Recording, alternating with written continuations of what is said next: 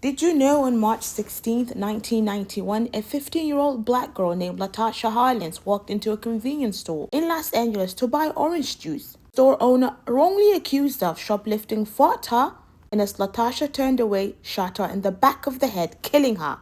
The store owner never served a single day in prison. History has a brutal, repetitive way of bleeding into the present, because this week, a jury in South Carolina handed down a verdict that proves the legal system assigned to a young black man's life running away from a convenience store hasn't changed at all. Welcome back to Voices with Anissa Kalbi. Today is Friday, June 5th, and this is your Friday Domestic News Hub. We start in Columbia, South Carolina. On Monday, June 1st, a jury found a 61-year-old convenience store owner, Chikei Rick Chow, who is Asian, not guilty of murder in a 2023 shooting of a 14-year-old Cyrus Carmack-Belton. Let's review the undisputed facts of what happened. Chow wrongly suspected that Cyrus had stolen 4 bottles of water from his store. Him and his son chased the 14-year-old 130 yards outside his store down the street. The Richland County coroner confirmed that Cyrus was shot directly in the lower right back, a wound entirely consistent with someone who was running away. The defense argued that Cyrus had a gun and pointed at Chow's son, forcing a split-second decision. Prosecutors have acknowledged Cyrus had a pistol, but maintained it fell out of his pocket when he was running during the chase, and witnesses testified he never threatened anyone or held his gun. In the closing argument, solicitor Brian Gibson literally placed a bottle of water in front of the jury box. Then he told them at the end of the day, Chow believed a human life was not worth more than a bottle of water. The jury didn't care. They acquitted him of murder. The court gallery filled with, Cyrus' family, tears, and State Representative Todd Rutherford stood by Cyrus' father and stated, "This makes us feel as if our children don't matter," and they do. This verdict is a carbon copy of Latasha Harlins' tragedy. Teenager, false accusation, a petty theft, wrongly at that accused, and a shot directly in the back while retreating, and absolute legal immunity for the shooter, which isn't his first time doing this. While the justice system sent waves of grief through South Carolina, a different kind of erasure was uncovered at the highest level of the Pentagon. Defense Secretary Pete Hegseth personally stepped in and stripped 9 high-ranking Navy officers from promotion lists to become one-star admirals. These 9 officers had already been independently evaluated and selected by merit-based board of senior Navy admirals to keep politics out of military advancement.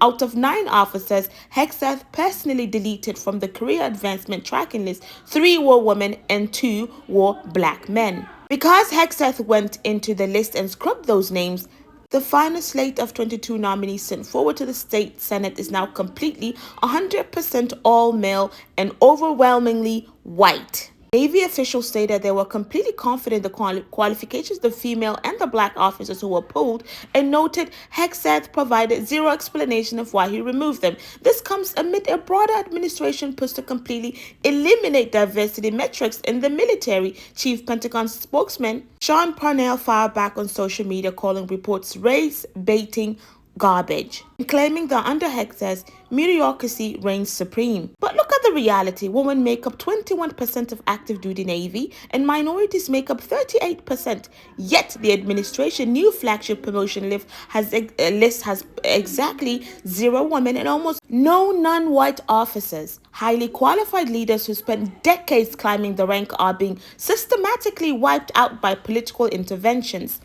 Subscribe to the channel right now. We track corporate news partners so you can see how this policy shift connect directly to our communities. Drop a like and let's keep on moving. Now, pivoting to Capitol Hill and White House, where structural restructuring of the federal government just collided with foreign policy. First, the White House officially signed a sweeping executive order that changes federal civil services protections. This order effectively reclassifies roughly 8,000 high-level, high-paid federal employees, stripping away their traditional employment protection and making it incredibly simple for political appointees to fire them at will. The administration claims it is necessary to clear out unselected bureaucratic resistance, but policy experts warn that it turns, independent government agencies into direct political tools. Simultaneously now, a massive constitutional showdown erupted at the White House floor, on the floor house, in a razor-thin 215 to 208 vote. Lawmakers successfully approved a war powers resolution directed at the executive branch. This resolution legally mandates that the administration halt all U.S. military involvement and combat operations against Iran.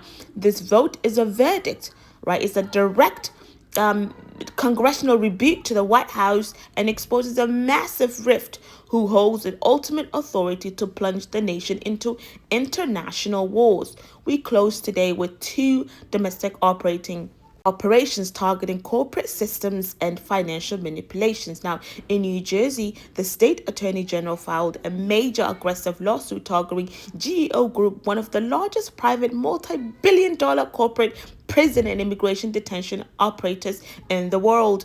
The state is legally challenging the operation's safety, legal protocols, and corporate management inside these facilities, marking a fierce state-level attempt to break down the private monetization of human detentions.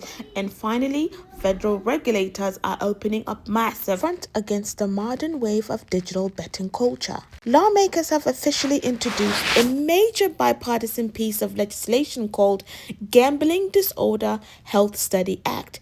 This bill is the direct response to explosions of online sports betting app and financial prediction markets platform like Kalshi and Polymarket, which allows users to bet millions on real-world political and civic events. Congress is stepping in to investigate how these 24/7 hyper-accessible gambling mechanisms are draining household resources and rewriting economic stability for working-class families. There's a pattern here in South Carolina. A teenager is shot in the back while fleeing a system that delivers zero criminal accountability. At the Pentagon, the institutional advancement of black and female officers is quietly erased by executive stroke.